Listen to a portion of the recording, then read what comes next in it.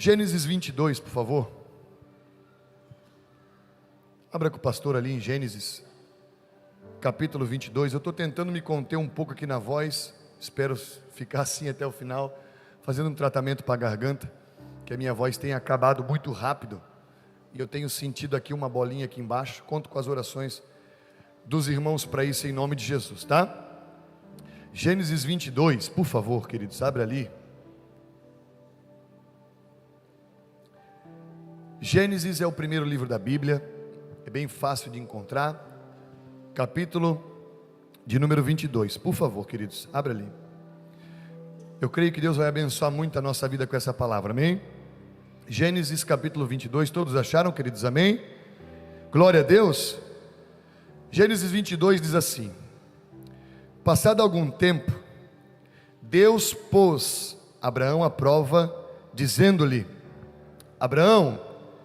Ele respondeu: eis-me aqui.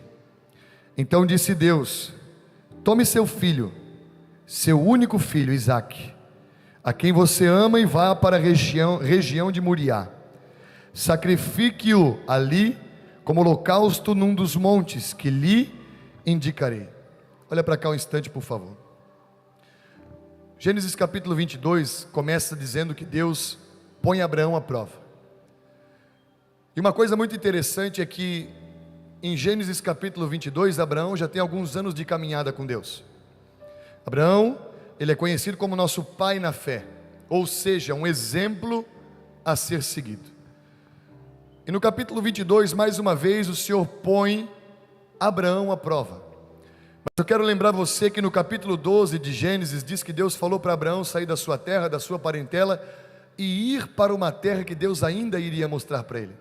E Abraão, pela fé na voz do Senhor, pega toda a sua família e riqueza e vai. Ele confia naquilo que Deus falou para ele. Em Gênesis capítulo 15, Deus chama Abraão para fora da tenda. Abraão meio desanimado, dizendo que a descendência que herdaria a sua herança seria o Damasceno Eliezer, filho da sua serva. E Deus chama ele para fora, dizendo: Abraão, vem para fora, olha para as estrelas e conte se você puder.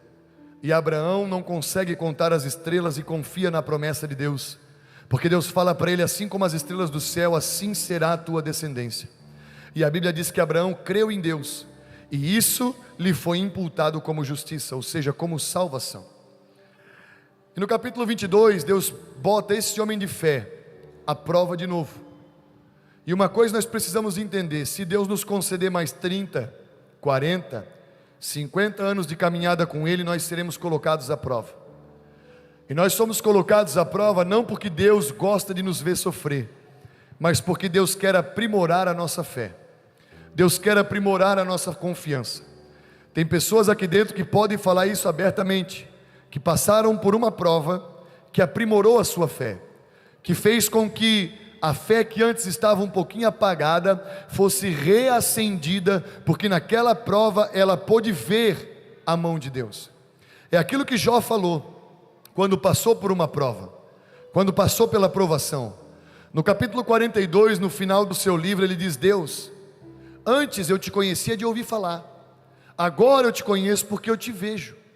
Em outras palavras, Deus abençoou a vida de Jó, mudou a situação dele, e através da salvação que Deus trouxe para Jó, Jó enxergou que realmente Deus estava do lado dele. Depois de muitos questionamentos, depois de muitos porquês, no capítulo 42, Jó tem a certeza que aquela prova serviu para que ele enxergasse a bondade de Deus que existe sobre a vida dele. Então toda prova que Deus permite sobre nós, ela é uma prova que nos faz enxergar a bondade de Deus sobre nós. É uma prova que vai nos fazer tirar lições de como confiar mais no Senhor, de como usar a fé melhor no Senhor, de como não titubear, de como não retroceder, de como não voltar atrás. A gente precisa crer que Deus tem o controle de todas as coisas na palma da sua mão, e Ele tem o controle até das notícias ruins, e Ele tem o controle até das tragédias. A Bíblia diz que todas as coisas, e quando ela fala todas, a palavra todas no grego significa todas. A palavra todas no hebraico significa todas. A palavra todas no aramaico significa todas. Todas as coisas cooperam para o bem. daqueles que amam a Deus. Então, tudo que está acontecendo sobre a sua vida, você pode tirar uma lição dali, e essa lição é: Deus está me chamando para buscar a sua presença ainda mais. Qualquer prova que você passa, qualquer tribulação que você e eu enfrentemos, Deus tem um propósito, que é nos fazer ser colocados aos pés dele e dependente dele cada dia mais. Parar de depender do nosso braço, parar de depender da nossa força, parar de depender dos nossos recursos, parar de depender da nossa inteligência e começar a depender da mão provedora e sustentadora do Senhor.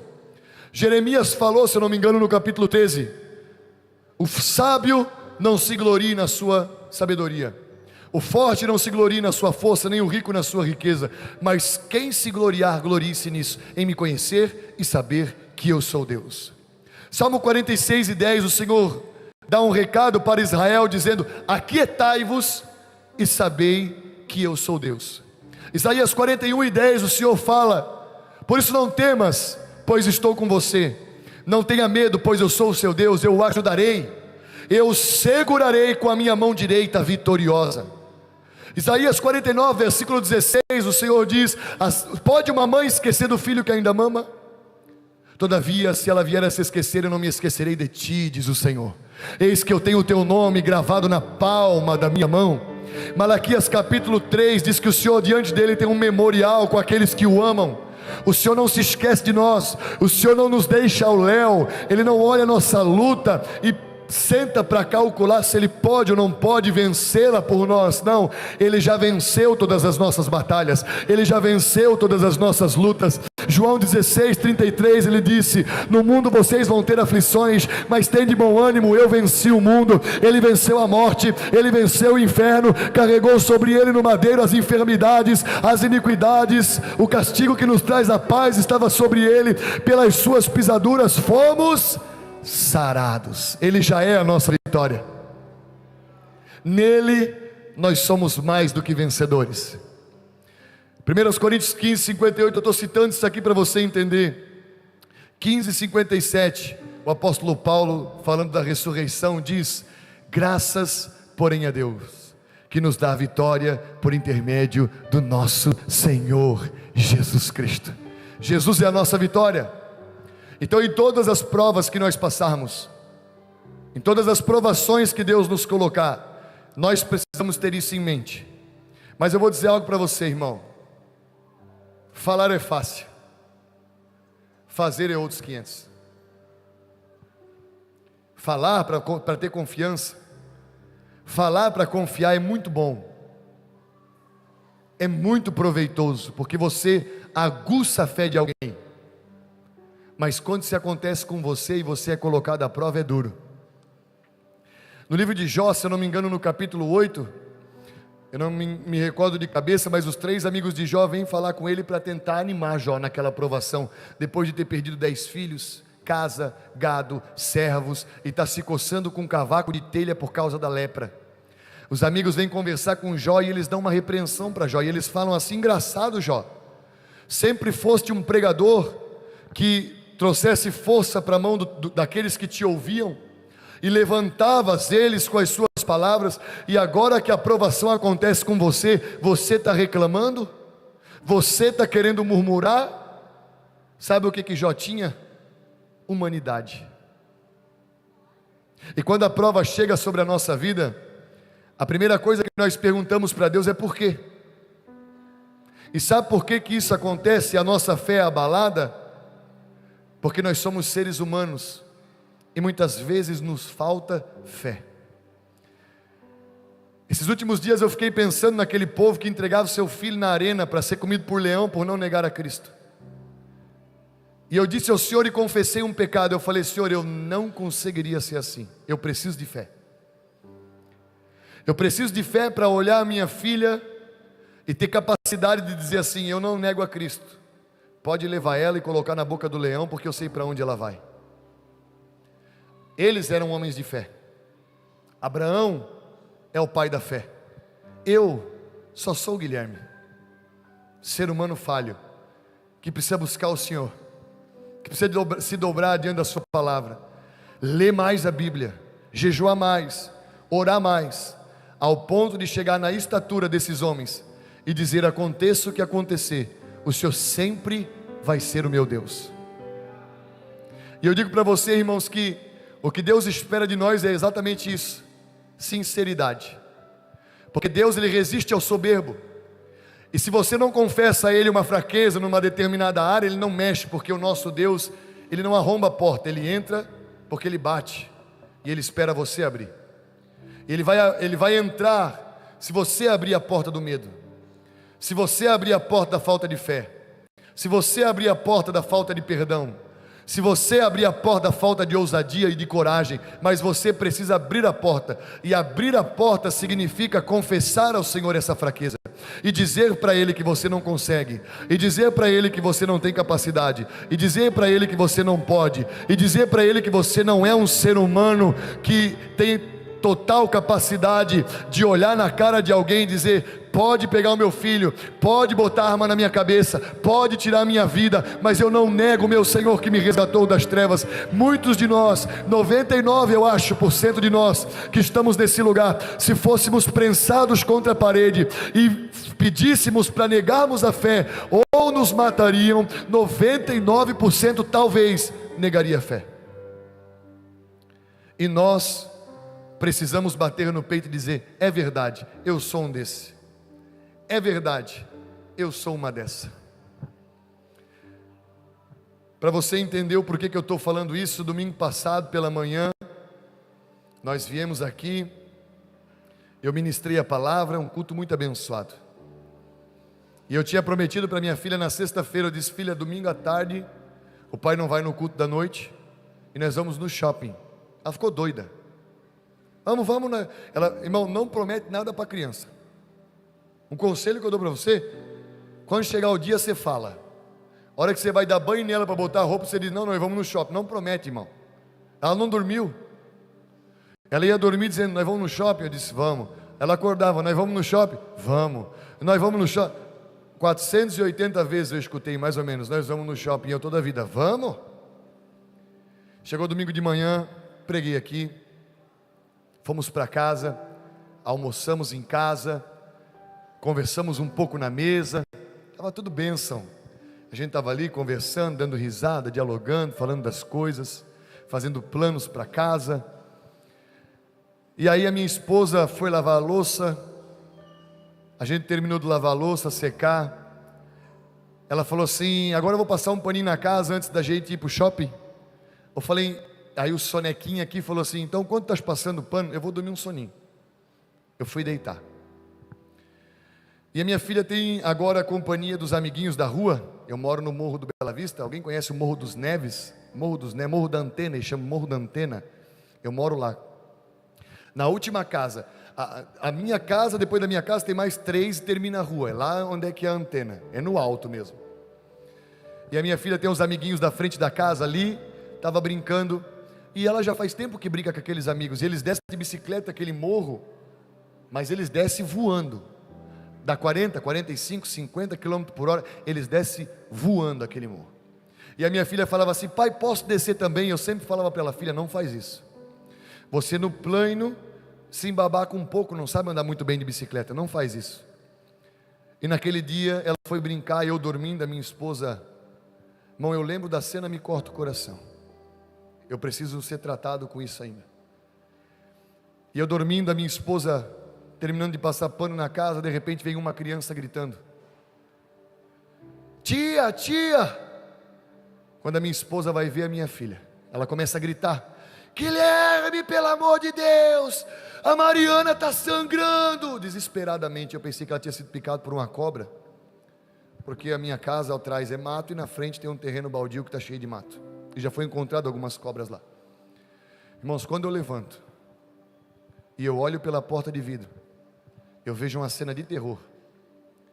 Sabe aqueles filmes onde a pessoa apanha muito na cara e ela fica sangrando, com a cara toda cheia de sangue, sangrando pelo nariz, pelos dois aqui, ó, buraco, e pela boca, incessantemente? Eu vi a minha filha desse jeito. Ela caiu de bicicleta a uns 40 km por hora, numa estrada de paralelepípedo solto, bateu o nariz. esmigalhou em vários pedaços o nariz, quebrou um dente de leite. E a cena tão chocante não foi só o sangue, mas é porque a minha filha, ela veio, e eu estou contando isso porque o Senhor me permitiu. E ela veio para casa andando sozinha, e ela veio assim, ó.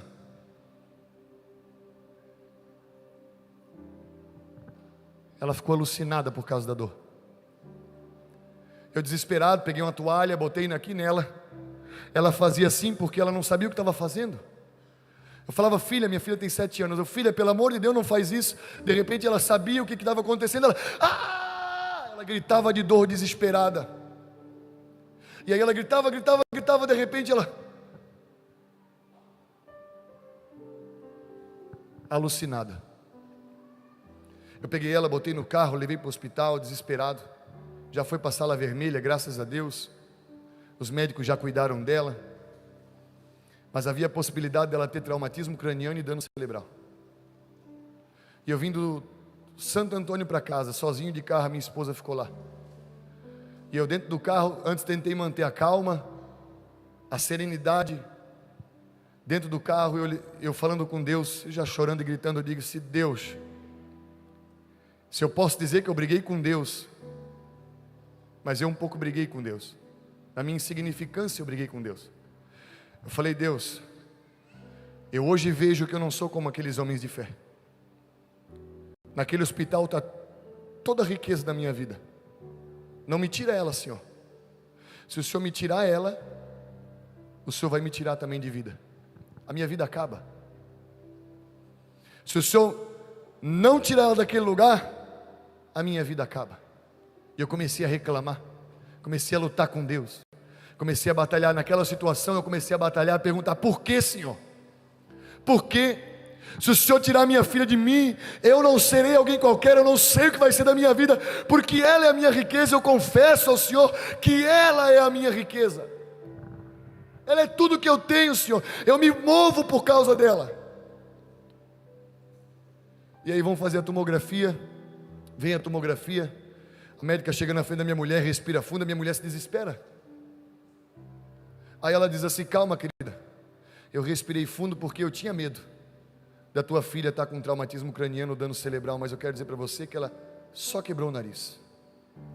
Ela está muito machucada, o nariz dela foi quebrado em vários pedaços, o dente que saiu dela é dente de leite, mas ela não tem chance de ter traumatismo craniano, não tem chance de ter dano cerebral, não tem chance de ter... Minha filha não quebrou um braço, não quebrou uma perna, não quebrou nada. E isso, tempos depois, conversando com os meninos, as crianças, 2, 3 dias depois, ela veio para casa no mesmo dia. Conversando com as crianças, eles falaram assim, ó, tio, desculpa por ter deixado ela ir de bicicleta. Eu falei, vocês não têm culpa, a minha filha é fera. Ela é fera, ela ganha no cansaço. Daí eles falaram assim, mas tio, graças a Deus que ela caiu, né? Eu falei, como assim? Aí eu entendi que quem derrubou ela foi Deus. Eles falaram assim, tio, tá vendo aquele carro ali? Sim, tô vendo. Eles falaram assim, ela estava indo na direção daquele carro, tio. Ela ia dar de frente com aquele carro. Aí sim que ela podia morrer, né, tio? Aí eu em silêncio, meditando e pedindo perdão já. Aí eles falaram assim, tem mais. Eu falei, tem mais? Eles, tem mais. Ela também podia ter caído nessa ribanceira, né, tio? A ribanceira dá daquela altura lá no chão. Embaixo é a casa da minha vizinha, cheia de concreto e pedra. Ela podia ter caído ali. E se ela cai ali, aí sim a coisa seria pior. A minha filha não quebrou um braço, não quebrou uma perna, não quebrou a clavícula, não teve traumatismo craniano, não teve dano cerebral. A única coisa que ela quebrou foi o nariz, que até hoje ela jamais reclamou de dor. Doía o ralado no joelho, porque ela não queria se cobrir, que quem já teve ralado no joelho sabe. Doía o ralado no peito e o ralado no rosto, mas o nariz, eu perguntei, filha, tu não sente dor nesse nariz todo quebrado? Ela, nem um pouco, pai, não me dói.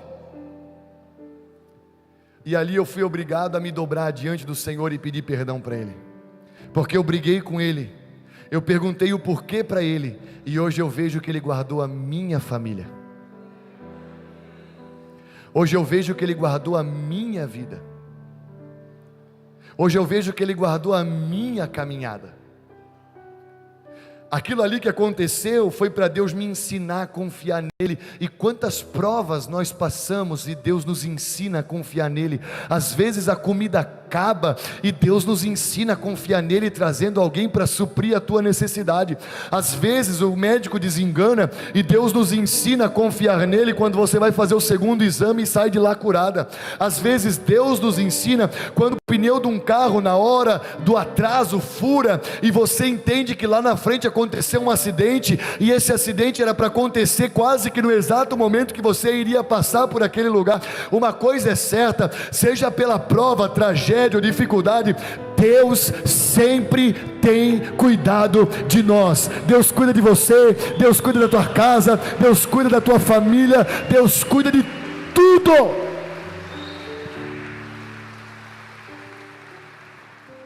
Deus cuida de nós. Então, quando Deus nos coloca na prova, é porque Ele quer ser glorificado na prova em que nós estamos entrando. E se você está aqui nessa noite enfrentando uma prova, se você está aqui nessa noite enfrentando, seja no casamento, seja na saúde, seja no financeiro, seja na empresa, seja onde for, se você está enfrentando uma prova, continue enfrentando essa prova. Peça força ao Senhor, peça sabedoria ao Senhor, peça graça ao Senhor, para que você não desanime, para que você não se entristeça, para que você não volte atrás, porque Deus quer usar essa prova para glorificar o nome dEle através da tua vida. A salvação vai chegar, o livramento vai chegar, a cura eu profetizo sobre a sua vida. Quando tudo isso passar e Deus prover a libertação, nós vamos cantar um hino de louvor a Ele e engrandecer ao Senhor pela libertação, porque Ele está cuidando dos mínimos detalhes sempre, sempre.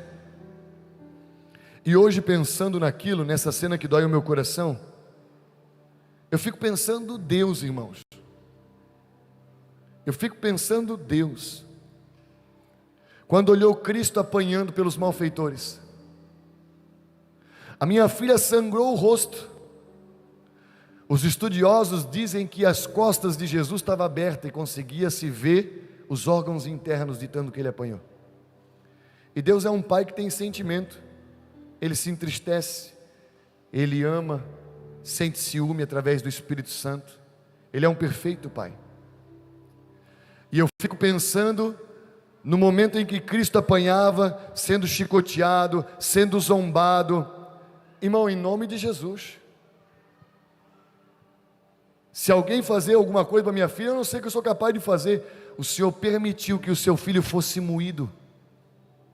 Ao Senhor, diz Isaías 53, agradou moê-lo e fazê-lo enfermar. Sabe por que que isso aconteceu? Porque Deus amou você. Porque o Senhor amou você, porque o Senhor quis resgatar você e eu das trevas, porque o Senhor quis tirar você e eu da imoralidade, o Senhor quis dar uma nova chance, uma nova oportunidade, e nos entregar a salvação, e para isso acontecer, Ele precisava entregar o seu Filho unigênito. Unigênito significa primeiro e único, e Ele entregou por amor a você. João 3,16, Deus amou o mundo de tal maneira que entregou o seu Filho unigênito, para que todo aquele que nele crê não pereça, mas tenha vida eterna. O Senhor sofreu as dores, o Senhor sofreu ver o seu filho enfermar, ser castigado por aquilo que não fez, levar sobre si uma culpa que era minha, uma culpa que era sua, pagar pelo que nós éramos para pagar, mas jamais conseguiríamos pagar. Foi imputado sobre Ele, sobre o Criador dos céus e da terra, sobre o Filho do Deus vivo. E Deus fez isso não porque é um sadomasoquista e gosta de ver alguém sofrer, mas porque o propósito era trazer salvação sobre você. O Senhor permitiu que o seu filho sofresse para que você fosse salvo. Ele sangrou no madeiro por amor a você. Ele apanhou por amor a você. Ele foi crucificado por amor a você. Ele não saiu da cruz e não voltou atrás, mas foi obediente até a morte, morte de cruz, por amor a você. Porque Ele nos amou, Ele se entregou. Porque Ele nos amou, Ele foi crucificado. Porque Ele nos amou, Ele deixou a sua glória e majestade e se humilhou para ser como homem, para ser entregue nas mãos de malfeitores, para ser pendurado numa cruz, para ser zombado estando lá seminu. Tudo por amor a você e a mim. Nós precisamos entregar a nossa vida ao Senhor. Nós precisamos honrar o sacrifício de Jesus. Existe um ditado na época da Idade Média, falado pelos moravianos, que dizia assim: que o cordeiro receba a recompensa pelo seu sacrifício. E a recompensa pelo sacrifício do Senhor Jesus é a minha vida e é a sua vida, dedicada a Ele, em devoção a Ele. Quando o problema vem, nós vamos aos pés de Jesus. Quando acontece conosco, nós buscamos a Deus. Na dificuldade nós vamos a Ele, no problema nós vamos a Ele. Mas Ele não quer que vamos a Ele na dificuldade e no problema somente, que possamos estar com Ele todos os dias da nossa vida. O Senhor chega para Abraão e prova Abraão, dizendo para Abraão: eu quero teu filho. E Abraão tipifica Deus entregando Cristo. E Deus fala para Abraão: eu quero o teu filho, a saber, o teu único filho, Isaque, o filho da promessa. E eu quero chamar a sua atenção para o versículo de número 3. Deus pede o filho, diz que querem sacrifício, e olha o que Abraão faz. Na manhã seguinte, Abraão levantou-se e preparou o seu jumento. Não, irmão, isso aqui é demais. Eu não sei para você, mas isso aqui arrebenta o meu coração. Deus chega para Abraão e fala assim: Abraão estava de boa, tranquilo. Deus tem na mente de provar Abraão, e diz para ele assim: Abraão, eu quero o teu filho, a saber, o teu único filho, Isaque, o filho da promessa. A Bíblia diz que no dia seguinte, Abraão não para orar. Abraão não para dizer: Deus, não faz isso, Senhor, por favor, é meu único filho. Abraão não para reclamar e dizer: por que, Senhor? O que eu te fiz? Eu não sou tão fiel a ti, agora queres tirar tudo o que eu tenho? Abraão não é que nem eu. Abraão não agiria como eu agi, reclamando, brigando, perguntando por quê. Na manhã seguinte, ele pega o filho, pega 2 servos, pega a mula e vai para o monte, na intenção de obedecer o Senhor e sacrificar Isaque. Sabe por que ele faz isso? Porque Abraão conhecia o Senhor. Abraão era amigo de Deus. E Hebreus capítulo 11 diz que Abraão iria sim sacrificar Isaque. E eu vou dizer uma coisa para você, irmão: o sacrifício seria assim, ó, como ele fez o altar, pegou Isaque, amarrou, colocou a lenha sobre o altar, colocou Isaque sobre a lenha, pegou uma faca para matar Isaque. Sabe o que ele ia ter que fazer? Ele ia ter que degolar o filho e tocar fogo até virar cinza. E Hebreus 11 diz que ele ia fazer. Sabe por que ele ia fazer? Porque Hebreus 11 diz que ele sabia que Deus era poderoso para levantar o filho dele das cinzas. Abraão conhecia o Senhor, por isso que ele não temeu a prova.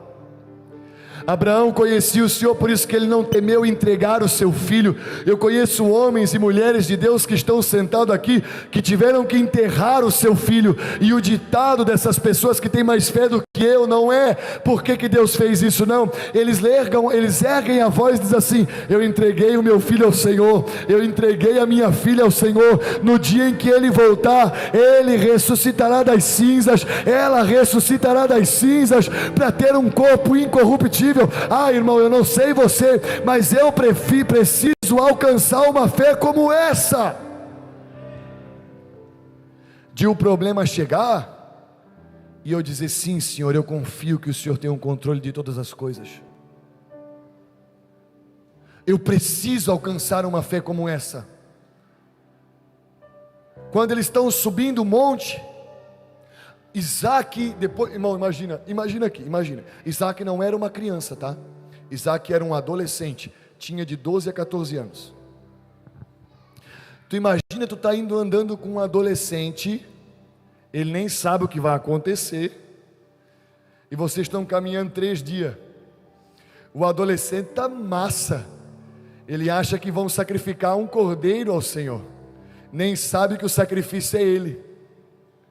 Mas tu imagina Abraão, que olha para o filho e sabe que vai ter que entregar ele ao Senhor. Engraçado é que nessa semana que aconteceu isso com a minha filha, eu estou lendo a Bíblia inteira, né?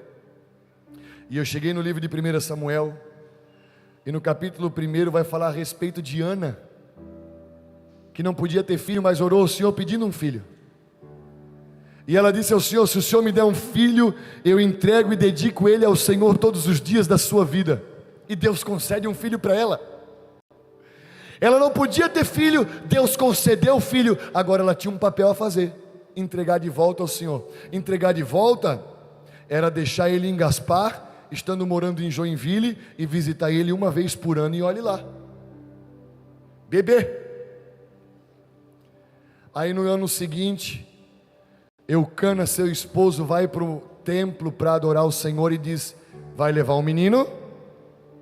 Ela olha para Eucana e fala assim: só deixa ele terminar de desmamar. Irmão, só uma mãe sabe o amor que carrega num filho no peito. Só uma mãe. Ela diz assim: deixa só o menino desmamar, depois eu levo ele. No ano seguinte o menino parou de mamar, Ana subiu junto. Chegou para Eli, o sacerdote, e falou assim: sacerdote, lembra de mim? Eu era aquela mulher que estava orando ali, desesperada. Esse aqui é o presente que Deus me deu. Eu falei que se Deus me desse esse presente, eu traria ele para dedicar ao Senhor. Está aqui, ó. E virou as costas e foi. Você teria coragem? Você teria coragem?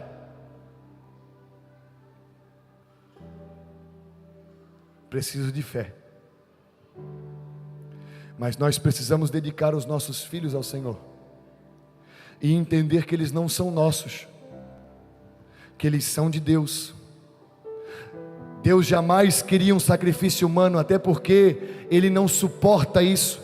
Quem amava sacrifício humano era um Deus estranho chamado Moloque. Deus estava provando a fé de Abraão, o amor de Abraão e a fidelidade de Abraão. E Deus, naquilo que aconteceu comigo, estava provando a minha fé, provando o meu amor, provando a minha fidelidade. E Deus nessa noite está provando a tua fé, provando o teu amor e provando a tua fidelidade. Não precisa levar ninguém para sacrificar, porque Ele mesmo entregou o seu filho como sacrifício no seu lugar e no meu, e o sacrifício foi perfeito, irmão.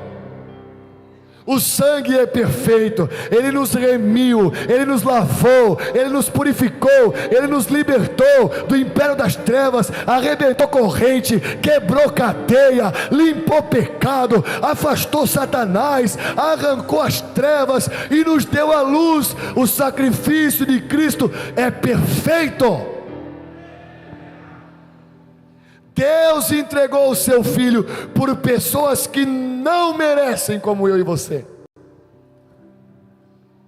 Mas sabe por que Ele entregou? O grupo de louvor pode se preparar. Sabe por que Ele entregou? porque Ele te ama. Meu Deus, pelo menos os dois, glória a Deus, era para ter dado. Romanos capítulo 8 diz que Deus prova o seu grande amor para conosco, quando Cristo morreu por nós, sendo nós ainda pecadores. Quando nós viemos para a casa do Senhor, talvez você está aqui hoje pela primeira vez, e você entrou aqui hoje com a sua vida destruída pelo pecado, está com a cara afundada no pecado. Quando nós viemos para o Senhor com uma vida de pecado, de imoralidade, o Senhor não nos lança fora.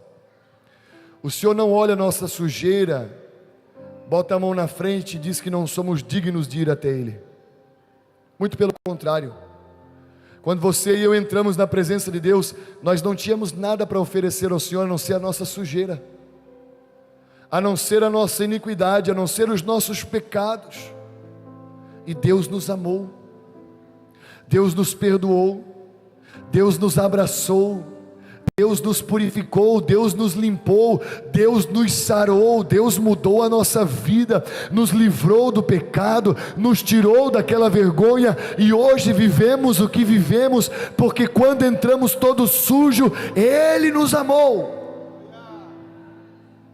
Ele não olhou a nossa aparência, Ele não olhou o que a gente tinha para oferecer para Ele. E eu vou dizer uma coisa, irmão, quando a gente entrou, quando eu entrei, há 10 anos atrás, eu não tinha nada de bom para oferecer ao Senhor. Se passaram 10 anos, muita história para contar, mas hoje, neste dia 2 de março, eu continuo não tendo nada de bom para oferecer a Ele.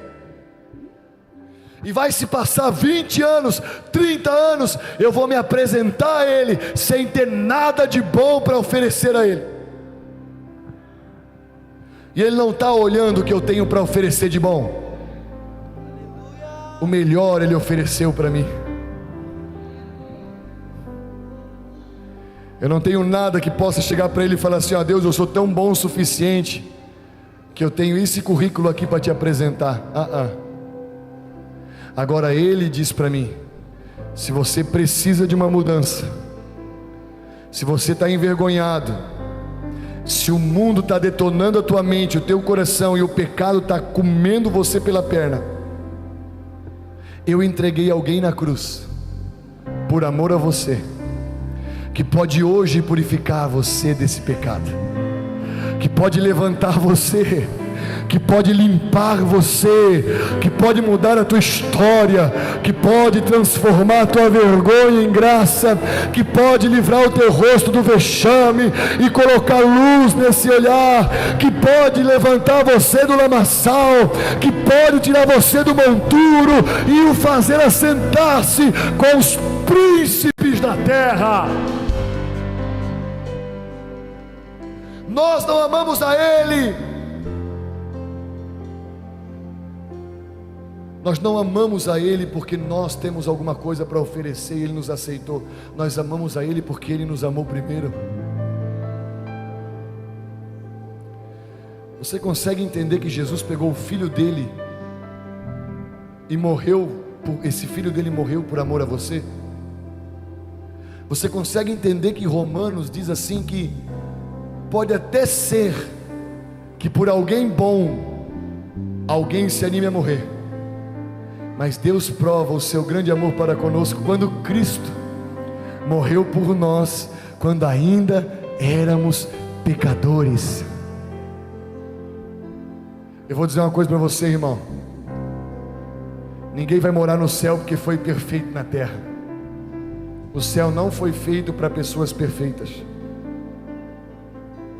O céu foi feito para pecadores arrependidos, que caminharam tendo aquela pessoa perfeita dentro de si. Quem se batizou ontem, desceu as águas, eu tenho uma notícia: o pecado vai continuar batendo na porta, pode ser que você caia. O apóstolo Paulo em 1 Coríntios 10 diz: quem está de pé, cuide para que não caia. Pode ser que caia, como eu já caí, e acredito que vou errar muitas vezes ainda. Mas eu vou dizer uma coisa para você: o nosso Senhor, e eu não estou falando para você permanecer no pecado, se acontecer de você errar, não saia da presença de Jesus. Ele te ama, Ele quer arrancar do teu coração o pecado, Ele quer arrancar da tua mente a sujeira. Quando Adão e Eva caíram, eles se esconderam atrás de uma árvore, mas mesmo escondidos, Deus foi atrás deles e falou assim: aonde é que vocês estão? A vontade de Deus não é se afastar do homem, é ter comunhão com o homem. Então, se você está nesse lugar, está sujo por causa do pecado, hoje é noite de purificação, e Deus há de purificar a nossa alma, porque Ele nos ama e quer ter comunhão conosco. Meu Deus, bate no peito e diga assim: o Senhor me ama. Mais uma vez, irmão, com certeza, diga assim: o Senhor me ama. Meu Deus, eu falei que eu não ia gritar, mas Deus é bom, Jesus é lindo. É bom servir ao Senhor, ser amado por Ele, ser purificado por Ele. Digno é o nosso Cristo. Amém. Aleluia. Se coloque de pé, por favor.